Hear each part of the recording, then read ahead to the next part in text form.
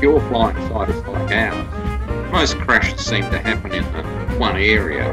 We call it flying the Bermuda Triangle. And all the background noises are fucking dog eating, the bloody vacuum cleaner. Now the professional recording studio, this is what Jimi Hendrix used to have to put up with. Far out.